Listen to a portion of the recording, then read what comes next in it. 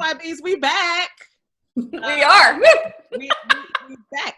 And you know what? We're actually at like the halfway point. I mean, me and Jen, I'm Angie Hambrick, Associate Vice President of Diversity, Justice, and Sustainability, and Interim Director of the Center for Gender Equity. I am Jen Smith, Dean of Inclusive Excellence at PLU, and I also teach in the Gender, Sexuality, and Race Studies program.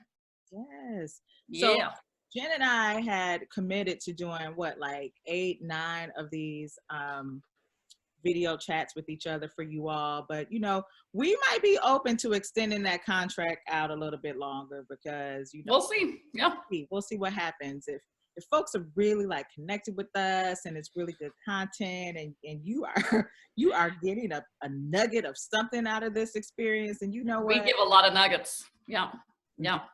We're happy to keep giving nuggets, but you got to show us some love. Show us that you need us, that you want us. Everybody feel wanted and needed. Oh.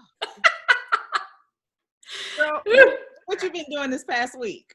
Oh my goodness, what have I been doing? I'm teaching. I have moved to remote learning like everyone else. I'm teaching an IHON 253 class on gender and culture. And yeah, they are a good group. They are pushing through as much as they can, but yeah, I was like, it is tough work keeping students engaged. It's just hard in the midst of a pandemic, but they're great. They're hanging in there, and they're doing good work.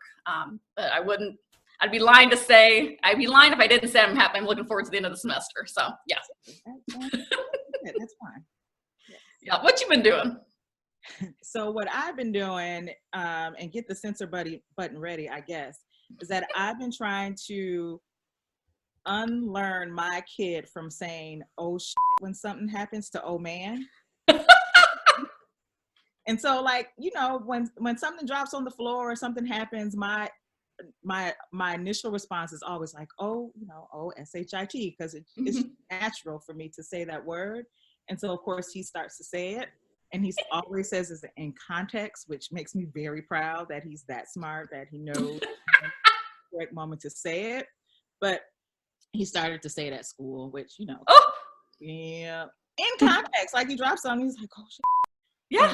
Yeah, he said it correctly. So we are starting to say, oh man, instead. So I said, oh man, and he'll say, oh man, but then he'll say, mommy, we're not supposed to say, oh, we're supposed to say, oh man. I'm like, well, you said it, but yes, son, that is what we're supposed to do.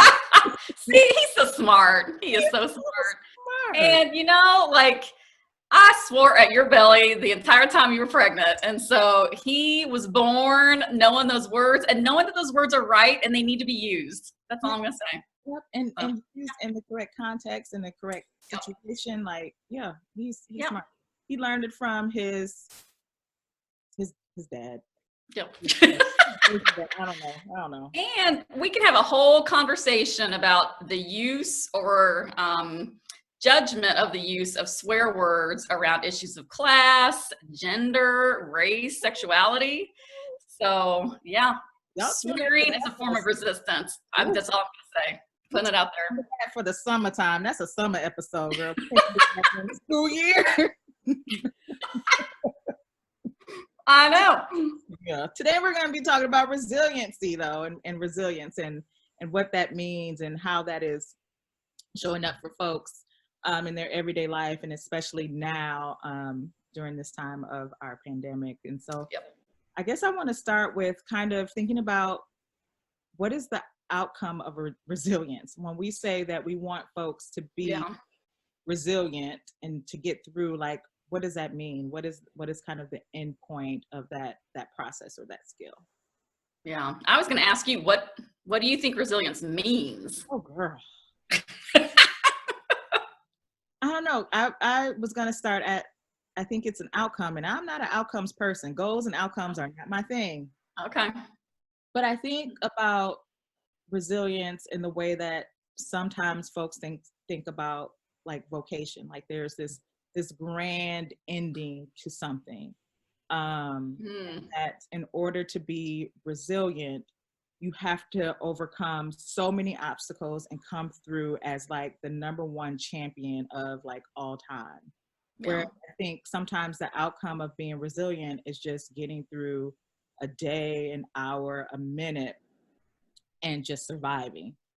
Sometimes I think it's enough. Being resilient is just surviving and being able to navigate and work through a system, an issue, something that's in front of you. And I think that we put so much pressure on ourselves in kind of creating an outcome of resiliency that's really grandiose, that the real, the real thing of it kind of gets lost. Does that make sense?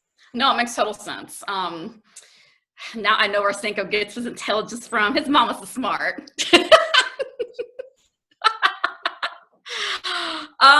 No, it makes total sense. And when I think about when resiliency is framed as a product, it gets kind of recapitulated into this, I'm going to say it, neoliberalist framework, where it becomes a product rather than a process, and a solution rather than a constant doing. And then it loses its power for people who are oppressed, marginalized, struggling in whatever shape that might take. But then it also makes it like another sort of a end point, or like a final destination. Right. Which again strips it of power, and then is used to sort of justify oppressive structures by pointing to individual people to fix themselves rather than actually take on the work of fixing the structures. And I don't think it's one or the other, because frankly, if we waited for structures and institutions to fix themselves and become radically oriented around community and collectivity, I think we'll be waiting a long time, just saying. So people do need to develop a particular kind of resiliency to continue to struggle. But that also has to be matched with a simultaneous critique of systems and institutions. And so I think I get agitated when I think about resiliency, because it's become, again, it's a tool that's at the heart of many social justice struggles, and is, again, cited over and over again by activists who have a keen eye on how resiliency has been kind of co-opted. Yeah, I mean, I think it's important, but it's also, as I was saying, been co-opted by those who would like us to ignore the source of the struggle, which is systems of thinking and systems of doing that are founded on oppression. Yeah. Right. When a student, for instance, isn't able to matriculate through our educational system, we might say, one of the issue is they just weren't resilient. Yeah. And they have resiliency. Instead of kind of looking at ourselves and the systems that are in place that, makes it hard for them to be able to navigate. Right. But then they can go on to another system and be resilient or thrive and survive. Right. And so it's, like you said, it's this excuse that we use in order for us not to look inward, to start to think of folks as assets and not deficit, that folks are coming in with this deficit anyway, that they're going to need to be resilient. Like, why do I, this is going to sound so weird, but why do I have to be resilient? Why can't there be a system in place for me where I'm just able to thrive and flourish and all those other words? I have to be resilient because the system is built in such a way that it is not created for me to be successful in. Right. And I would actually even say that some of if we're thinking within an educational context, some of the students that are thought to be resilient and who are thought to be resilient in part because they're succeeding, they're actually not resilient. Mm-hmm. They are just simply working through the system as it's built because it's been structured for them. And when they encounter an obstacle or a difficulty, then they have issues and they struggle. And so I think, how resiliency is sometimes folded into success or performance is part of that co-optation, and again strips resiliency of what it could be for people because it's been linked to a particular kind of performance. One of the people who I kind of have an intellectual crush on, Dean Spade, he was with us at PLU recently for what'd you say? That's a legit crush. I get it. Yeah, I know. They're so smart. And they were talking about resiliency within the context of, the current state of things. And one of the phrases that they used was sort of self-generated safety. How can folks think about ways to feel safe in an environment where they may not, so they can continue to engage in the struggle? Because I think another piece of this is that resiliency can be used to keep people engaged in struggle if it's framed in a way that is about collectivity, about treating people like humans and treating yourself like a human, and is kind of removed from that neoliberal context. And so one of the items that he suggested that can be used to help build resiliency or some kind of capacity to recover is a MAD map. And so I did some Googling to figure out what that was. Spade talks about it as kind of a guide for people that they can create themselves when they're in a place where they're feeling pretty centered and pretty good, that they can use when they're maybe feeling sideways or when they're struggling. And so he frames it, or they frame it as a gift to yourself when you're kind of in a bad place. Here's something you can find to help you work through that bad place with yourself or with others around you in community. And so they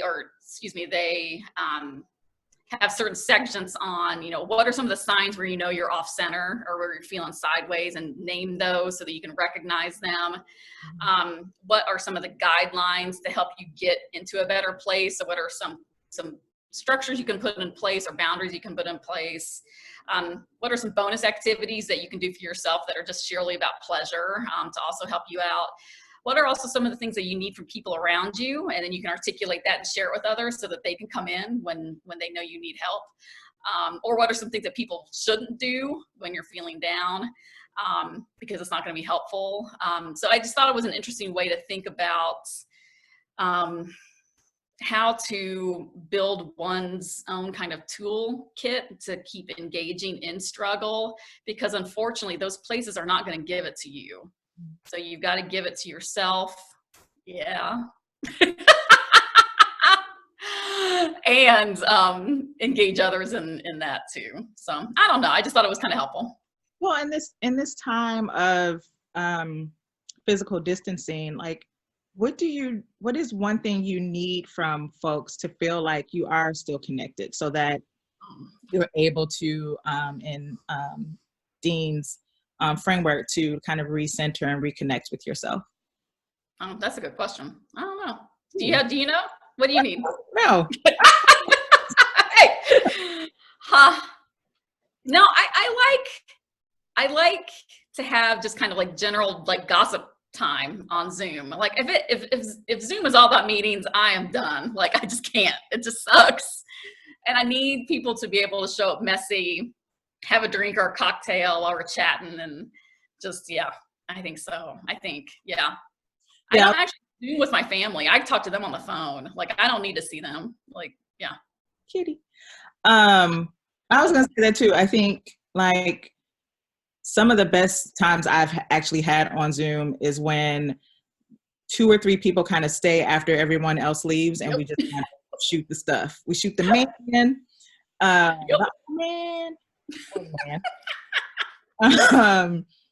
To be able to connect that way, I think is really important to me. And Jen and I, we were gonna lead a alternative spring break trip course down to the South this past March, that unfortunately had to be postponed. And one of the things that we set up was every week we still meet with the students. Technically the class is over. They turned in their final assignments, that sort of thing. there's still a desire to connect with each other. And so every Thursday we meet on Zoom, and there's not necessarily class. We just see each other and say hi and what you doing and what you cooking and girl, you got no bra on and all that kind of stuff. And it's great. And so those moments of connecting with students kind of outside of a classroom, a Zoom classroom, and I'm not teaching this semester either, so this is extra helpful for me, have been great connections. So yeah, that's nice. All right, I think we're at the point of honorable and dishonorable mentions.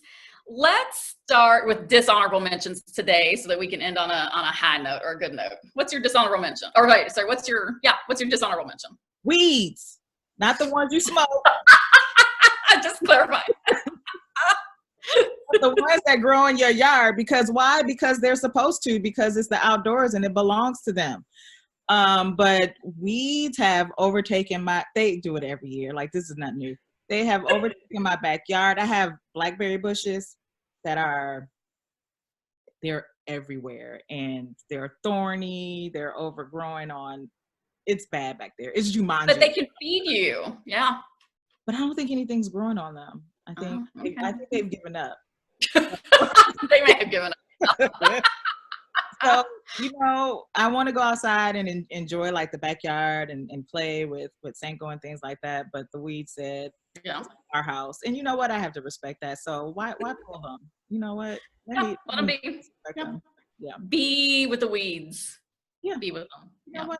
Let me embrace them. Yeah. So maybe they're not that bad. They're not that dishonorable. They're just doing what they're supposed to do. That's true. That's true. Yep. Look at you. You came around to that. You see that? You see that sustainability?